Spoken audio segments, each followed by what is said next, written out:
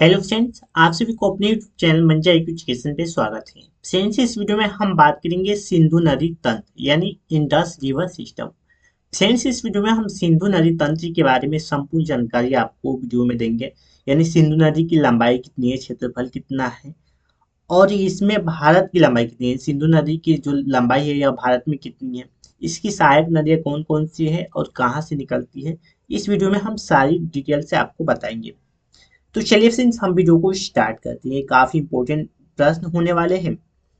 तो सबसे पहले हम बात करेंगे फ्रेंड्स सिंधु नदी की लंबाई। यानी सिंधु नदी की कुल लंबाई जो की है यह है 11,65,000 वर्ग किलोमीटर। आप देख सकते हैं सिंधु नदी की कुल लंबाई 11,65,000 वर्ग किलोमीटर है। यह भारत में क्षेत्रफल, जो सिंधु नदी की भारत में क्षेत्रफल है यह है 3,21,000 3,21,289 वर्ग किलोमीटर, जो कि इसका भारत में क्षेत्रफल है सिंधु नदी की। इसकी कुल लंबाई के बारे में बात करें तो यह लंबाई है जो कि 2880 किलोमीटर। यानी कुल लंबाई, सिंधु नदी की कुल लंबाई 2880 किलोमीटर और भारत में इसकी लंबाई 1114 किलोमीटर है। कितनी है? 1114 किलोमीटर है।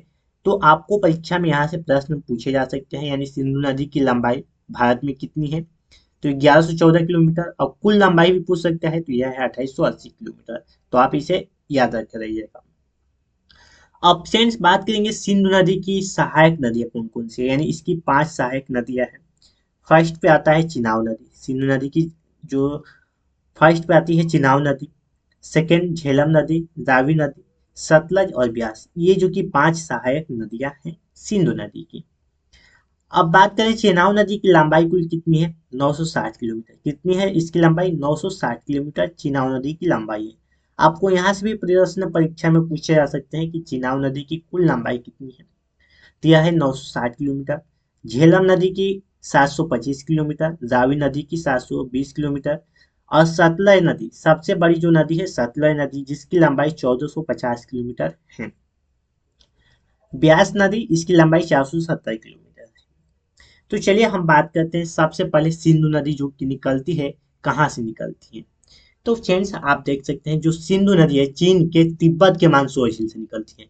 यहाँ से चीन के तिब्बत के मानसरोवर झील से निकलती है और पाकिस्तान होते हुए, यानी भारत होते हुए पाकिस्तान में जाकर अरब सागर में जाकर गिर जाती है। यह है जो कि हमारा अरब सागर, अरब सागर, यह है अरब सागर। यहाँ पे जो कि पाकिस्तान होती हुई जाती है। कहाँ से? पाकिस्तान।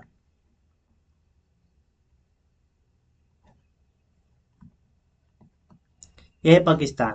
पाकिस्तान होते हुए यानी भारत से प्रवेश करती है। यहाँ चीन से पहले निकलती है और भारत में प्रवेश करते हुए पाकिस्तान जाती है। पाकिस्तान होते हुए अरब सागर में जाकर गिर जाती है। ये कौन सी है हमारी? यह है सिंधु नदी। कौन सी नदी है? सिंधु नदी। और ये निकलती है जो कि तिब्बत के, यानी चीन की तिब्बत के मानसरोवर झील से निकलती है सिंधु नदी और भारत होते हुए पाकिस्तान को क्रॉस करते हुए अरब सागर में जाकर गिर जाती है। अब फ्रेंड्स बात करते हैं इसकी सहायक नदियां कौन है। तो इसकी सहायक नदियां सबसे पहले हम देखते हैं। ये जो है हमारी सहायक नदियां है, सबसे पहले ये है झेलम नदी। आप यहाँ पे झेलम नदी को देख सकते हैं। नदी है, ये है हमारा चिनाव नदी। ये जो नदी है यहाँ से निकलती है, ये निकलती है हिमाचल प्रदेश से। ये कहाँ से निकलती है? हिमाचल प्रदेश से।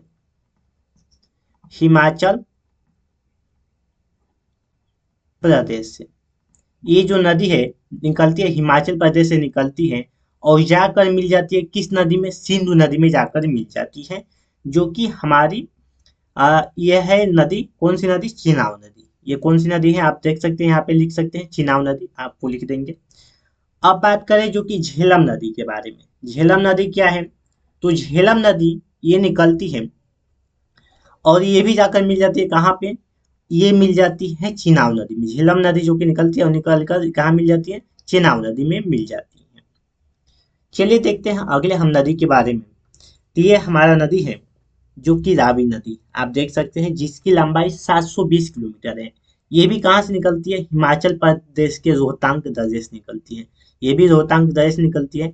हिमाचल प्रदेश के रोहतांग दर्रे से निकलती है जो कि रावी नदी, जिसकी कुल लंबाई 720 किलोमीटर है और ये जाके मिल जाती है ये मिलती है फिर से किस नदी में? झेलम नदी में।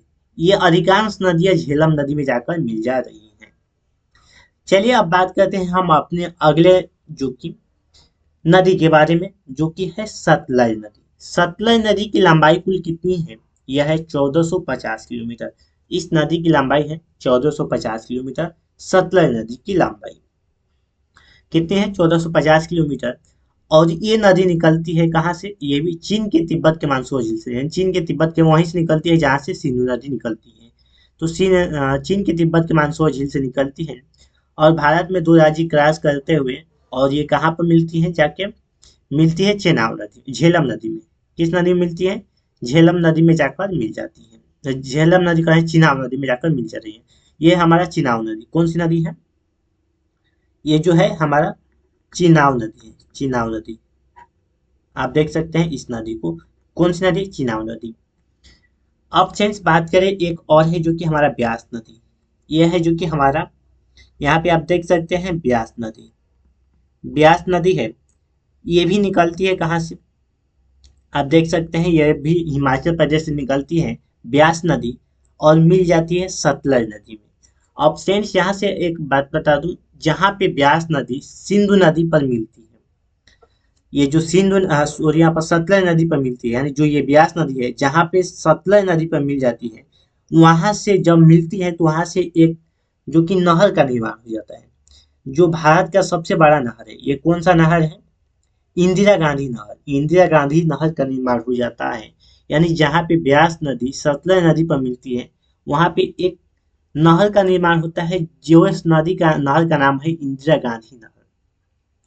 तो फ्रेंड्स इस तरह हमने इस वीडियो में बताया जो कि सिंधु नदी तंत्र यानी इंडस रिवर सिस्टम के बारे में।